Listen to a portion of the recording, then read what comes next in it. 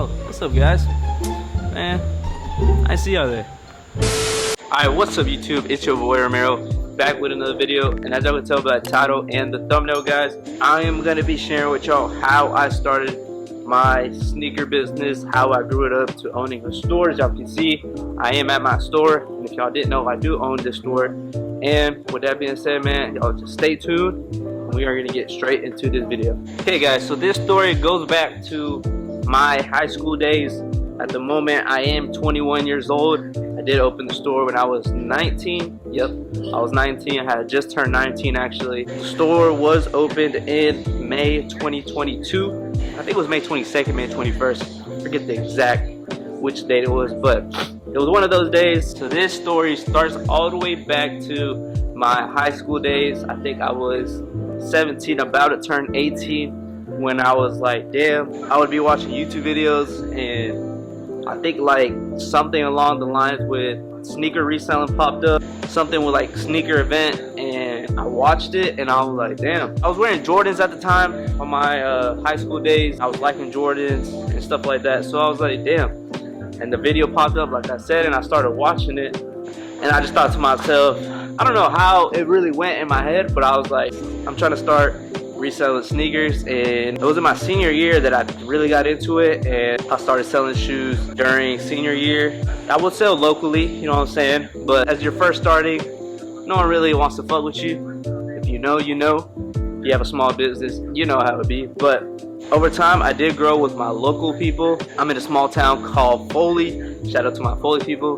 But there's really no stores here. Foot Locker, there's no Finish Line, there's no JD Sports, there's no Hibbett Sports around this area.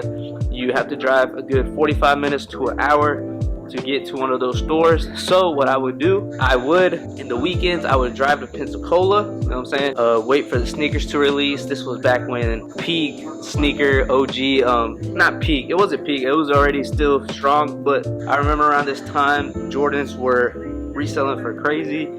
I remember the Dunk era, which this Dunk's right here. I remember when this shoe right here was going crazy. You know what I'm saying? If you know Pandas, you know what I'm saying? Y'all know how much they used to cost, around 300 to 320, 350. Bro, that era was crazy. But yeah, man, it was around that era when sneakers were going crazy. So back to what I was saying, I would do the 45-minute drive-in, buy as many shoes as I could, bring them back to my city, post them up on my Snap. That time I still didn't have an Instagram, so made my Instagram, did all of that. It would just be selling each shoe at a time until I grew it up to this amount of shoes that I have now. And it's just crazy, because I didn't think I would be doing this as like a full-time whatever. But yeah, man, that's how the idea started, and that's how I first started like getting into the sneaker space. And there's more to the story, but for the most part, that's how I kind of started with the idea of wanting to sell sneakers. And opening the shop was really not in my head at the time. We'll get into that in a little bit. But yeah, guys, like I said, I started when I was 17. Really got into it when I was 18, because that was my senior year, and I was like, all right, I need to lock in, you know what I'm saying? Diving deep into the story, bought my first few pairs. The first few pairs I bought, I think, were around 10 to 12 pairs. And it was an event they would throw down here in Pensacola, which is like 45 minutes to 50 minutes away from me. I think I had $2,000 at the time, and I bought 10 pairs with $2,000. So it was pretty decent for my first event. That was my first event ever, like I said. An 18-year-old walking in there, buying 10 pairs of shoes, you know what I'm saying? I was nervous at the time too. I didn't know what I was doing. I really didn't know how to negotiate, and I really didn't know how to speak to people, how I speak to y'all now, but in general, I really didn't know anything. But I was just getting started, and my first time, 10 pairs of shoes is not bad. Came back to the city, started posting them up with my on my Snap and my Instagram and all that. And that's basically how it started. And then once we get up to the 30 pairs, 40 pairs, 50 pairs, I started going to different sneaker events. I started going to sneaker events in Atlanta. If y'all do know, there's the Sneaker Exit. Sneaker Con is a really big one. Right now, Got Soul is a really big one. But yeah, man, we go to sneaker events. I will set up a table, kind of how like this is right here, and the shoes would be on top of the table, and it was a big event. People would come around, just look for shoes, and we would be selling at the events, and also once we sold some shoes, we would buy some shoes again. Yeah, that's when I was 18. All that started from that whole year. It just like grew fast just because that sneaker market, like I said, it was crazy. I remember I would go to Pensacola, wait in line with my partner Jay. Shout out Jay. Not wait in line, but I would go to his house. We would wait. We would go inside the mall as soon as the mall opened. And if y'all know anything about like shoe restocks and all that, let's say like Panda Dunks, Nike would restock those, or Foot Locker would restock those, and we'd be the first ones there. We'd cop as many pairs as they let us. And Dunks at the time were going for 90. It was like 100 and something for the Pandas, and they were going for like 300 and something at the time. So imagine, we'd pay 100 and something for Pandas, and we would sell them for like 300 something. So that was like a $200 lick every Panda. We wouldn't grab every Panda for retail. Some we would pay resale for, you know what I'm saying, that other people would buy, and we would have to, you know, cop up the money just so we could sell them. We would get some for retail, we wouldn't get some for retail, but if you know anything about the sneaker game, you know you still made your money on top. And it was just crazy around that time, bro. Just thinking about it, because now I don't really go to the malls anymore. I just stay in the shop, you know what I'm saying? The shoes come to me, and it's not as fun as it used to be, where, like I said, we would not camp out in lines because it wasn't that deep, you know what I'm saying? Sometimes there would be long lines, but for the most part, we would just try to go as early as possible. Try to go to the mall like 2 or 3 times a day, see if they had any other restocks besides Pandas, like some Jordans and stuff. But for the most part, that's how it all started with me, and how it transpired into wanting to open a store up here in Foley, my hometown. But yeah, man, that's kind of how it started, and we are about to get into how the idea of wanting to open a sneaker store came to my head. Okay guys, so like I said, this sneaker business thing, any business you get into, you know what I'm saying, you got to put the work in. At that point in time, once I kept growing here in my city, you know what I'm saying, the idea of opening a store just came to my head. I thought it was a good idea just because I had built up some clientele, you know what I'm saying, here down in Foley. Like I said, there was nothing like this down here, and there still isn't anything like this down here. So I thought I would take the opportunity to jump on that, you know. That's how the thought of owning a shoe store would be cool. Like I said, I would still be watching YouTube of people having their own store, this and that. So I was like, damn, I want to do that, you know what I'm saying? I just don't want to just keep selling shoes, and I want a store. So the idea came into my head. We made it work, you know what I'm saying? Shout out to the people here at Tanger Outlets. We are located in Tanger Outlets in Foley, Alabama. If any of y'all want to come check us out. That's like the quick sum up of how this started, you know. Chat guys, if y'all have any questions for me, leave them down in the comments. I would love to answer them. Hope y'all learned a little bit more about me in this video. With that being said, guys, we're gonna keep talking about my first year of business, how it went after opening up the shop. You know what I'm saying? I wanted to open up the shop originally when I was 18. It just came so quick. I'll show y'all like a before of how the store looked like. It looks completely different to what it does look right now, you know what I'm saying? We had to paint the walls, put that TV up. We had to paint the shelves. Bro, that took, I think it took like a good 2 to 3 months to get the store running. So I was kind of frustrated because I was like, damn, I don't want to turn 19. The day that I opened the store when I was 19, but unfortunately, my birthday was in April, and we opened up in May, I remember, and I was like, damn, I didn't get to say that I opened up the store at 18. I was 19 already, so I was like, damn. But fuck it. Like I said, it's been, so when I was 19, 20, I'm 21 right now, so the store's been going up for around 3 years now. Yeah, because it was back in 22, and it's 2025 right now. So I am about to turn 22 here in April. So yeah, man, it's crazy how time flies and all that. But yeah, man, first year of opening, it was great, you know what I'm saying? Obviously, there's days where it's up and down, you know what I'm saying? Not every business is going to be thriving every day, you know? That's the thing about owning a business. You can be doing really good one day, really bad the next day, and then it picks back up. It's just really weird how any business goes, you know what I'm saying? There's ups and downs to everything, and of course that applies to owning a business and having a business. If you know, you know. But like I said, the first year was great, you know. Second year was still good. Right now the sneaker market, if y'all know, is kind of like all over the place. It's kind of weird. Dunks aren't going for the same price they used to be. You can't sell Dunks for like 300 anymore, 350 anymore. They went down a lot to around 150, max to 200. So Dunks took a big hit.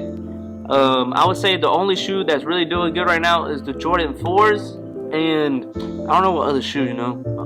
Just Jordan 4s, because Jordan 1s, and that's my favorite shoe. The Jordan 1s are my favorite shoes, but those have went down. Okay guys, we switched it up to, this is going to be kind of like a vlogging video. So like I said, let me know how the video is so far. Leave a like, man, comment, do all that, subscribe. But this is what I'm talking about. So a Jordan 4 right now is probably the only shoe that's doing like the best. I say like in a resale value, you know what I'm saying? Jordan 4s right now are the wave. Back then I didn't really like Jordan 4s. I didn't really have too many Jordan 4s. In my personal collection, I have around 30 to close to 40 pairs. I only have like 4 or 5 pairs of Jordan 4s because I started getting into them. I started liking them. So now I have around 4 or 5 pairs of those. I do want more of them, but right now I try to stop buying shoes, you know what I'm saying? But so yeah, Jordan 4s right now are the wave. For right now, you know, who knows if that's going to change anytime soon. But back in like 2020, 2021, the Jordan 1 was still doing crazy numbers, you know. Jordan 1, these are the Court Purple 2.0s, I believe. But these, like I'm saying, any Jordan 1 that would drop would do reasonably good. I remember when these first came out, the Hyper Royal Jordan 1s, I remember when these first came out, you know, those were doing crazy numbers at the start when those first came out. But now, like I said, Jordan 1s aren't really doing the same numbers they used to, which is crazy, you know what I'm saying? Because Jordan 1s are one of my favorite shoes to style with anything. I feel like Jordan 1s go with anything, and it's kind of weird now seeing that Jordan 1s are kind of not dead in a sense, but they're not going for the same price they used to, which is crazy. It's either between Jordan 1s and Jordan 4s now. They're kind of tied. Like I said, I got into Jordan 4s a little bit more. As y'all can see, man, I am wearing the Jordan 1 original UNC. These were one of my grails at the time. Those were going for brand new. They were going for anywhere around 800 to 900 to 1,000 for a size 9. I found these used at a sneaker event, no box. I think I still paid 300 for them. But they were only used like once or twice. But still, 300 is crazy for a used pair of shoes with no box. But I wanted this shoe. It was one that I wanted in my collection for a long time. So I pulled the trigger and I bought them. So that goes to show you how much I used to love Jordan 1s. I mean, I still do, but even now, I really don't wear my shoes as often as I should. Which is crazy, you know. I just have them sitting there collecting dust sometimes. The majority of the times, I just wear my Yeezys, my slides. That shit is crazy. We got Yeezys over here, you know what I'm saying? Some slides. Slides are really comfortable, man. Love this shoe. It's not even a shoe, but you know what I mean. Love those slides. I wear those, bro, 24/7, bro. I wear those 24/7. But yeah, man, like I said, sneaker market has changed. You know what I'm saying? The first year, like I told y'all, first year was really good. Like I said, when I first opened up with the store and everything, I made over 200 and something thousand in gross sales that year, which was amazing. You know what I'm saying? At the time, being 19 years old, I would be spending money like crazy on dumb shit I really didn't need, you know what I'm saying? But that comes as being a 19-year-old, being able to touch some sort of money, you know? I wasn't really thinking at the time I would be spending money like crazy, you guys. So that's like my one mistake I made of getting money and just spending money on dumb stuff that I didn't need, you know? If I have one message to give, don't spend your money on stupid shit that you don't need, you know? It's okay to go out, you know what I'm saying? Spend money here and there, but the way I was doing it, I was pretty dumb at the time. So, but yeah, man, just try to reinvest all the money you get back into your business to keep it growing, to keep it going, you know. But yeah, man, we're gonna show you what I basically have inside the store right now. We got some sneaker accessories right here. We got the dunk section, goes into the Jordan 4 section. We got some 11s right here, some 3s, some 12s, all that sorts of stuff right here. We got some more of the hype shoes. We got some off-white dunks right there, Alma Air 4s, Obsidian blue Jordan 1s, which you don't really see those no more. That's a 2017 pair, I believe, if I'm correct. Yeah, man, these are like from 2018 or 2017 as well, something like that. Turbo greens, I have those in my personal collection. I have these in my personal collection as well. UNC ones, I have those in my personal collection as well. You know, we have the Easy section, Jordan 1 section. We have some clothes, essentials, you know what I'm saying, Warren Lotus, Supreme, all those clothings. And we have some Anti-Social Club hoodies. We got some Spider hoodies, you know, all that stuff as well. At the back too, we have some used shoes if people are not trying to pay the price for, you know, more expensive shoes. We have some Air Forces, regular and Supreme Forces. If you want to pop out in style with some Supreme Forces or something, you know, we have those too. But yeah, man, a little used section. Our used section does pretty good, you know, because people are not trying to spend too much money and they go to the used section. And usually we have shoes that are like worn one or twice and we have them for a decent price. So a lot of people gravitate to that. I don't know if I could think of anything else. I gave y'all a rundown how I basically started my sneaker business and how I ended up owning the store that I have now. So you got anything to say? Didn't think so, but you know, if y'all have any questions, leave them down in the comments, you know what I'm saying? But yeah, man, if y'all have any comments, leave them down in the comment section below. Let me know down in the comments what type of videos y'all want to see. And with that being said, man, it's been your boy Ramiro. I hope y'all learned a little bit more about me. Like I said, I want to make this channel about me, just vlogging and doing all that type of stuff. So with y'all knowing more about me, I hope we can connect at a deeper level with y'all. And yeah, man, with that being said, it's been your boy Ramiro, and I'll catch y'all guys in the next video. Peace.